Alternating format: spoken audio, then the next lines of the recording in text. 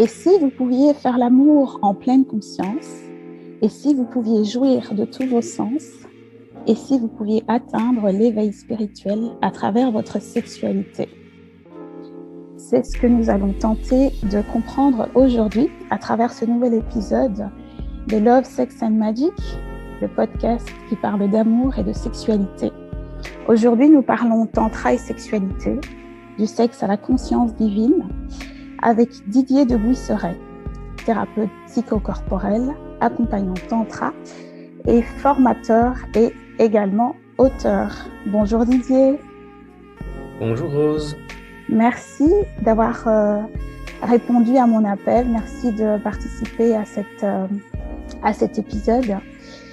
Didier. Merci. Alors Didier, ma petite introduction sur le tantra. Donc le tantra est un courant spirituel, un art de vivre qui nous vient de l'Orient. L'interprétation occidentale en a fait une pratique censée développer une sexualité magique et menant à l'extase. Or, le tantra va bien au-delà de cela. Pour le comprendre, il est nécessaire de faire preuve d'ouverture d'esprit, de se détacher des préjugés. Comment intégrer cette activité ? Comment intégrer, l'activité érotique à la quête de développement personnel et spirituel ?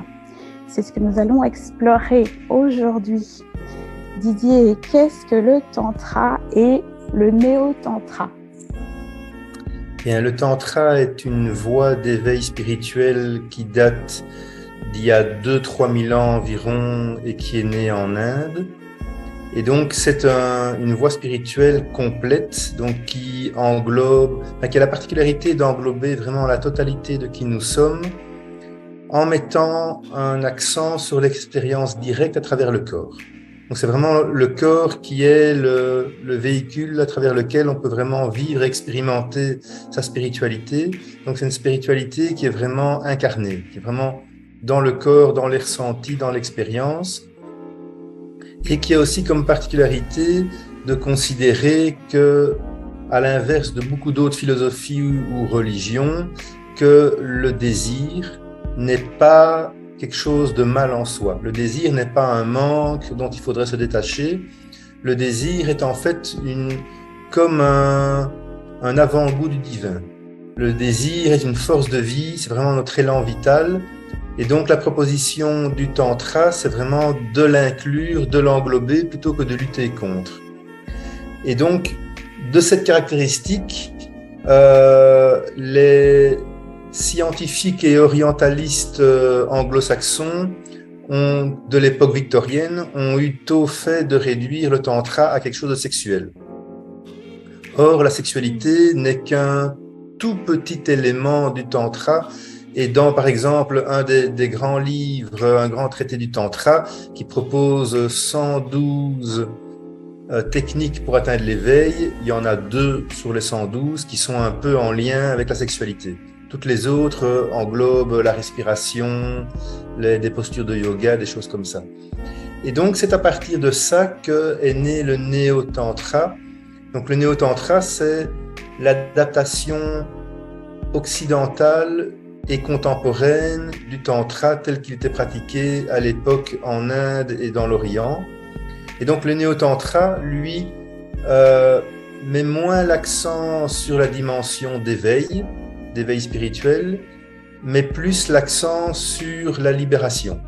Et donc la libération, c'est quoi ? C'est le fait de pouvoir être en paix avec soi-même, de dépasser ses blessures, ses blocages. Donc il y a une dimension que je dirais un peu plus thérapeutique et qui est aussi un peu plus en lien avec la sexualité que ne l'était le tantra traditionnel. Mais là également, dans le néo-tantra, c'est une voie qui englobe tout, qui ne se résume pas du tout à la sexualité, mais il se fait que cette approche est remarquablement adaptée et efficace justement pour la sexualité et tout ce qui est sexothérapeutique et permet de développer une relation beaucoup plus harmonieuse, plus vivante, plus joyeuse à son corps, à la sexualité, à la relation à l'autre. D'accord, merci beaucoup. Et du coup, comment le tantra peut inspirer et aider dans une relation de couple, concrètement ? Mais donc, moi, quand je parle de tantra, on sous-entend néo-tantra aujourd'hui, Oui, tout à fait. dans la plupart des cas. D'accord. Mais donc, le tantra c'est avant tout un cheminement individuel, personnel, mais qui peut aussi se doubler d'un cheminement de couple. Mhm. Donc, dans le tantra, ce qui est important en termes d'intimité, de sexualité, c'est la connexion à soi et à l'autre. Et donc, il est clair que si je ne suis pas bien connecté à moi, à mes envies, à mes manques, à mes désirs, à mes limites, je ne peux pas rencontrer l'autre de façon juste et de façon harmonieuse. Donc, ça part d'abord toujours de soi. Et ensuite, une fois que je suis bien centré, bien dans mon axe, je peux rencontrer l'autre. Et dans cette rencontre, le tantra va vraiment à l'opposé de tout ce qui est la performance, le faire, les techniques. C'est pas du tout un truc de technique, mais au contraire, c'est comment je peux me dégager de tout ça pour vraiment être et être présent à l'autre dans la rencontre. Et donc, c'est vraiment une voie qui vient amener à un enrichissement, un approfondissement de la connexion et donc que tout ce qui nous encombre dans la sexualité ne fasse pas écran, ne fasse pas obstacle à la vraie rencontre intime et profonde avec sa partenaire. D'accord, oui, ça demande beaucoup de lâcher prise. Oui, mais peut-être le premier truc, c'est de lâcher prise sur le fait qu'il faut absolument lâcher prise. Excellent, oui, tout à fait. Exactement, merci. Et par rapport à la sexualité, quelle est donc la place de la sexualité? Tu l'as dit, hein, ça représente une toute petite partie du tantra. Et donc, comment est-ce qu'on peut pratiquer le sexe tantrique? Et surtout, on parle beaucoup de slow sex. Est-ce qu'il y a une différence? Et si oui, bien, quelle est la différence entre le sexe tantrique et le slow sex? Je dirais que dans le tantra ou le néo-tantra, il y a une dimension spirituelle qui est présente. Donc la dimension spirituelle, ou qu'on peut appeler sacrée, chacun met le mot avec lequel il se sent à l'aise, c'est le fait de se sentir relié, connecté à quelque chose de plus grand que soi et d'être relié à l'autre. À l'autre, quand je dis l'autre, c'est de se sentir relié à tout le vivant. Donc, que la sexualité quitte son côté purement génital ou même de juste plaisir physique ou hédoniste pour aller dans une dimension un peu plus élevée. Ce qui n'est pas le refus ou le fait de renier le caractère physique, c'est en fait d'englober les deux. Le slow sex, lui, est en fait un courant tout à fait récent d'approche limitée à la sexualité. Donc, autant le tantra englobe tout, autant le slow sex est vraiment limité à la sphère sexuelle. Je dirais que le slow sex a globalement emprunté énormément au tantra. Donc, c'est vraiment l'essentiel du slow sex vient du tantra, si ce n'est que j'ai le sentiment que dans le slow sex, on a un peu déspiritualisé l'approche pour en faire une approche plus laïque, je dirais. D'accord. De même que la pleine conscience, c'est la même chose par rapport à la méditation traditionnelle. C'est une approche qui se veut plus pragmatique, qui se veut plus scientifique et qui essaye de laisser de côté toute la dimension spirituelle qui peut ne pas intéresser ou qui peut rebuter certaines personnes.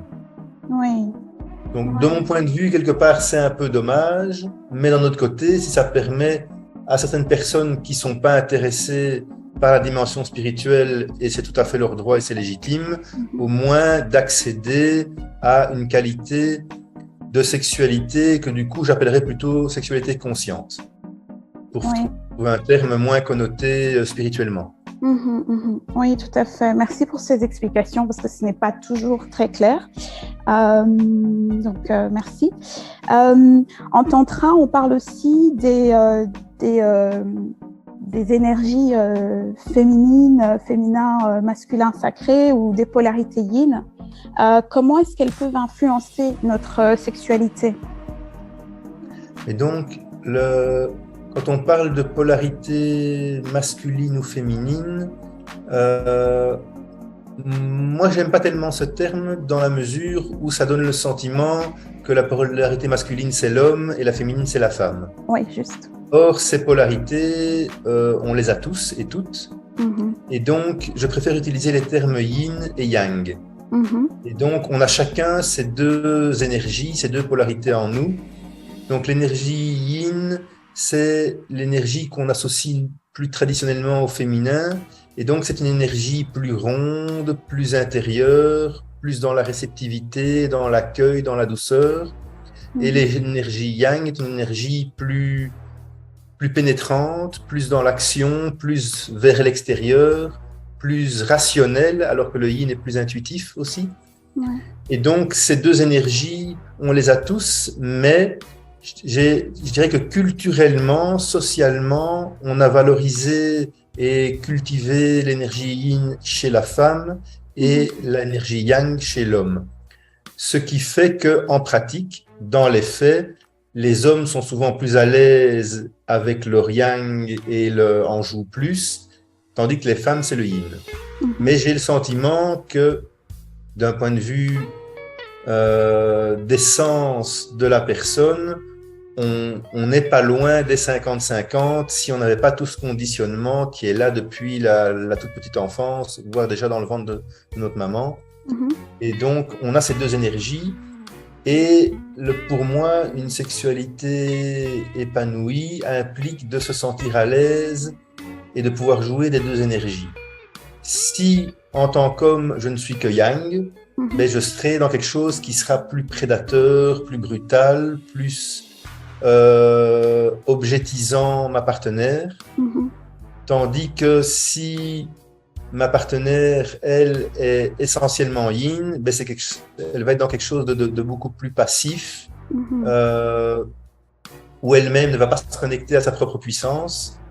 Donc, pour que ça soit harmonieux, il faut qu'il y ait un équilibre, non seulement au sein du couple ou des partenaires, mais également au sein de chaque personne.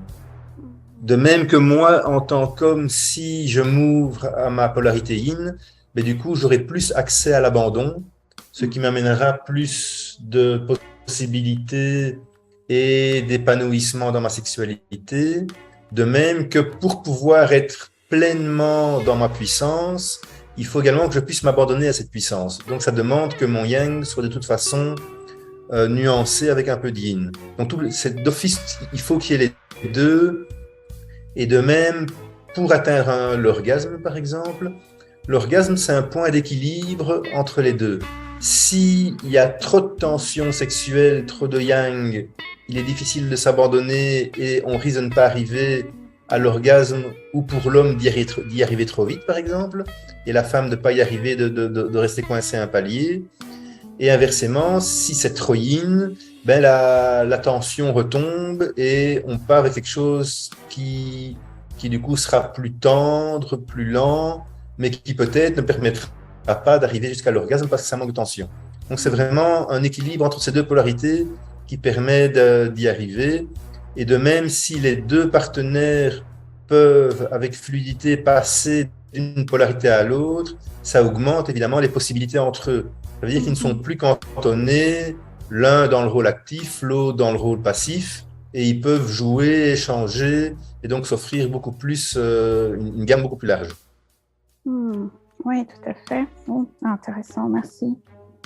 Merci. Tu as parlé tout à l'heure de désir, et j'aimerais également parler du plaisir.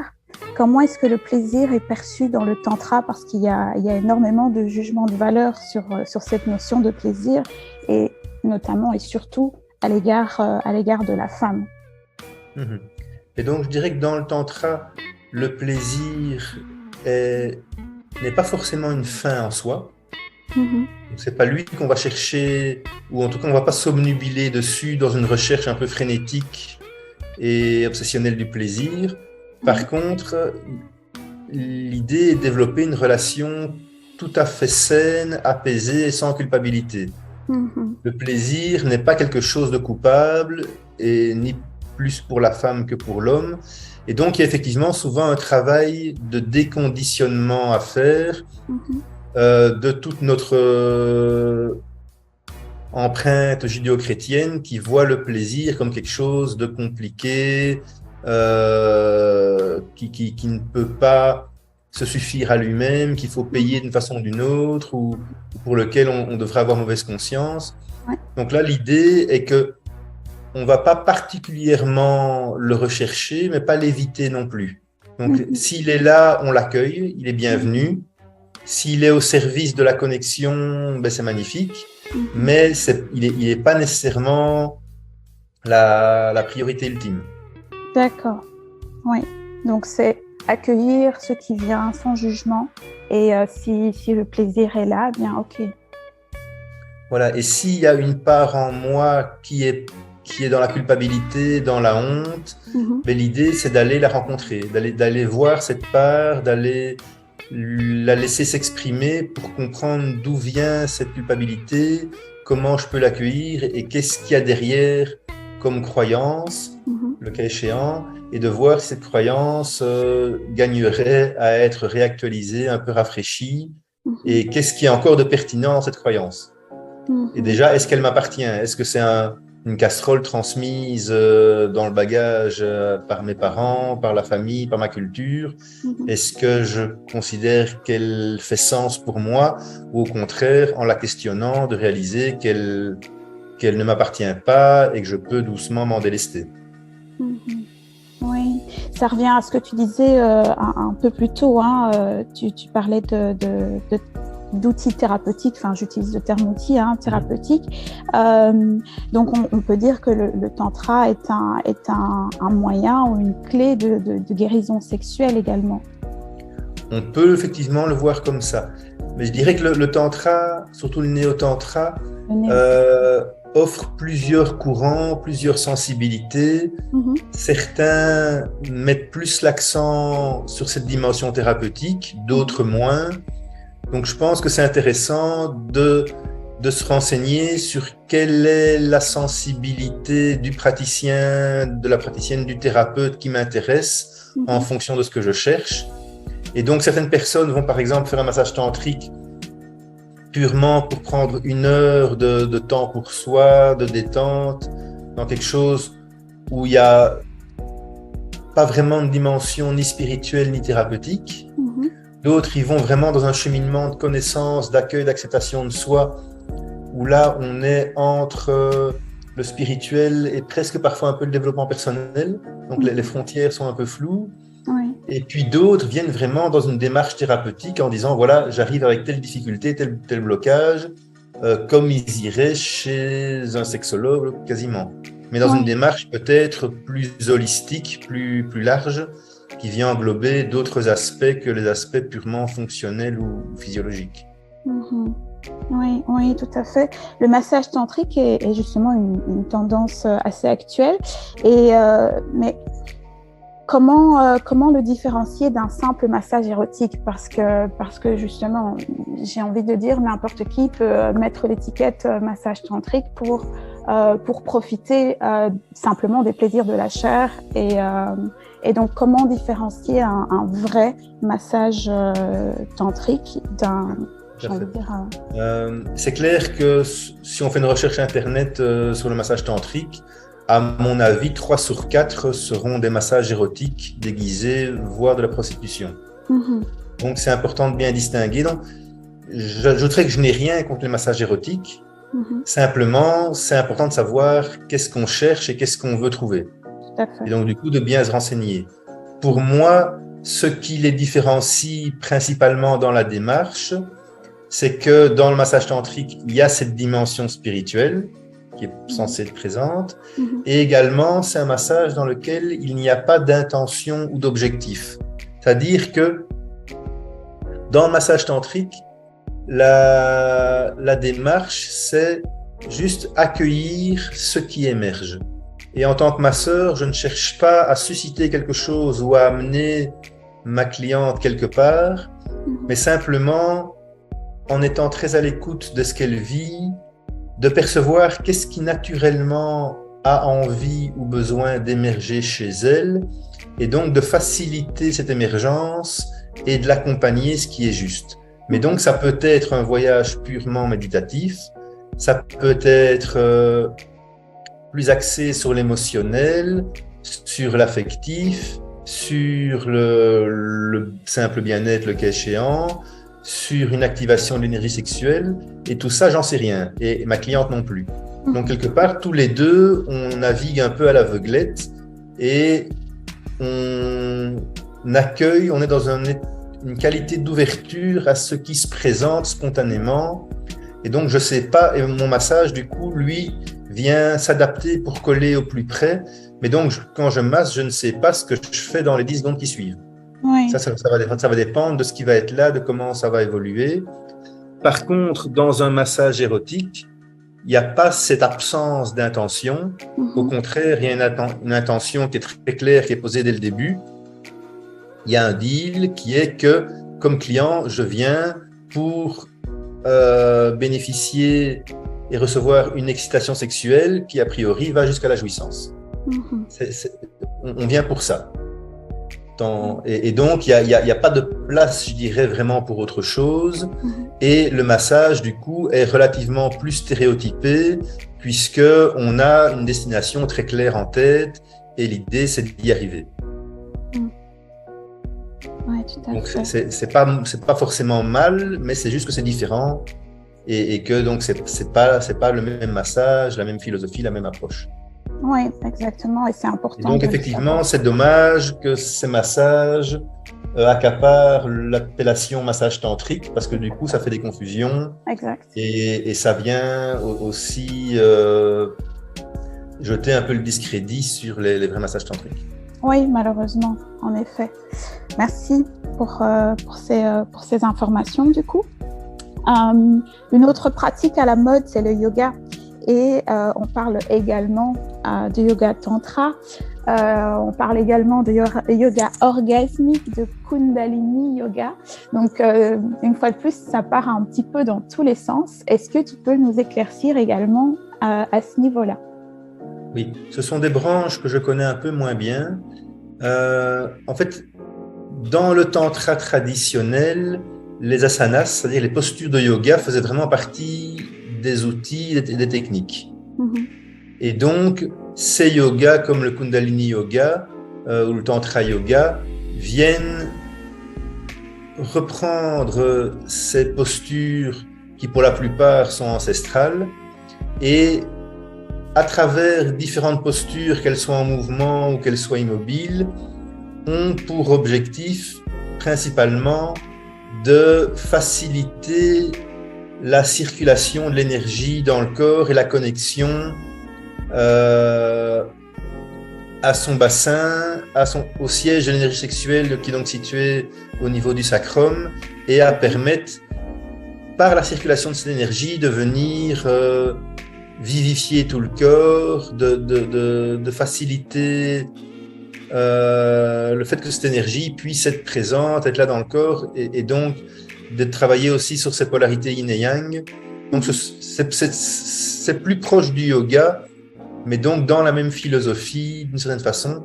Et évidemment, ce sont des approches plus individuelles. Donc en ce sens, ça peut se faire en atelier collectif, évidemment, mais c'est un travail de soi à soi. Que je ne pense pas, en tout cas, pour la plupart, que les exercices se fassent à deux ou à plusieurs. Ce sont vraiment des postures individuelles, comme dans le yoga traditionnel. Ok, merci.